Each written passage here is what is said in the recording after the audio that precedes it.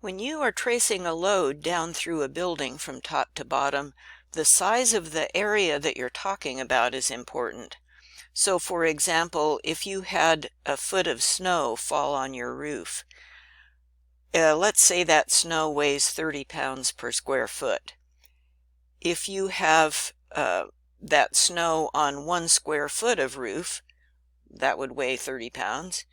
If you had that foot of snow on 10 square feet of roof, that would weigh 10 times as much, 300 pounds. So 30 pounds, 300 pounds.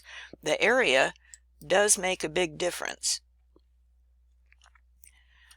So we've seen this deck example once before. Here it is again, just to help our thinking about tributary area. So again, if this deck weighed 100 pounds and there were 4 posts, how much weight would be on each post? Well, there are these imaginary dividing lines halfway in between each support, and so that shows you that 1/4 of the weight would be on each post. That is the tributary area halfway between each kind of support. That's the area that contributes a load to the thing that's below it. And to find that tributary area, we always just go halfway between the supports. Halfway between the supports. So for example, let's say you have a thing with beams that are 20 feet apart. How wide is this tributary width, this strip being supported by the middle beam? Well, halfway between those beams that are 20 feet apart is 10 feet on each side of the beam. So this strip is 10 feet to the left and 10 feet to the right. That strip is 20 feet wide. That's for beams that are in the middle of the floor or roof. On the edges, halfway from one beam to the next beam is 10 feet. So on the edges, that edge beam carries only half the distance, so 10 feet of flooring, for example. Here's an example out of our book.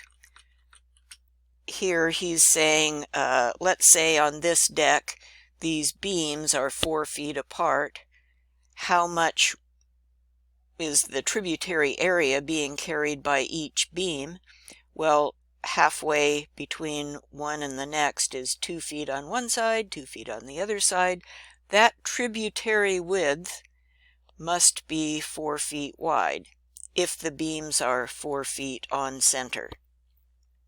And then at the edge of the deck, that edge beam carries only halfway from that beam to the next beam. That edge beam carries only a 2 foot wide tributary width.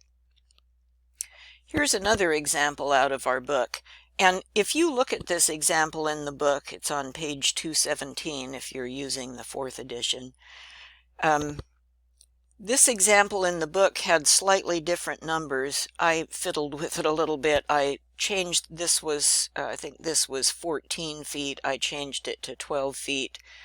And the overhang I changed just to make it easier to think about numbers in your head without needing a calculator.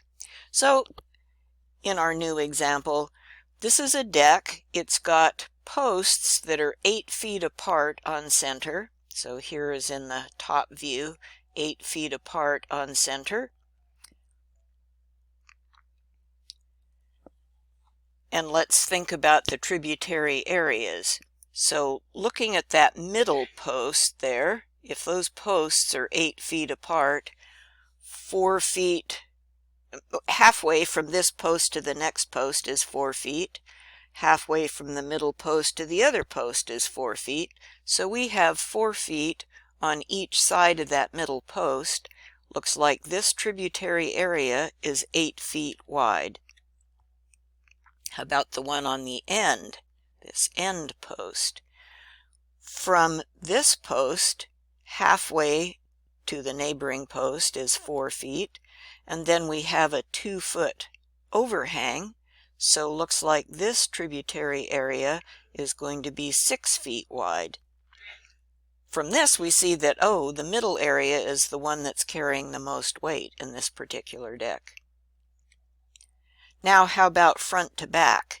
This is another situation where there's a ledger attaching the beam to the wall, and then out here there's a beam and there's an overhang.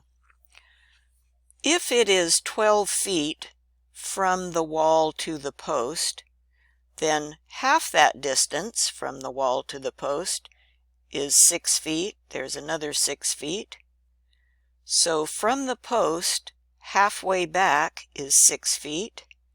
And then he tells us we have a 4-foot overhang. So this tributary area, front to back, must be 10 feet deep, and it's 6 feet wide.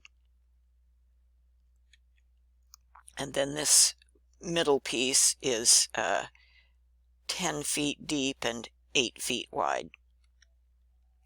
And one more, we looked at this deck last time.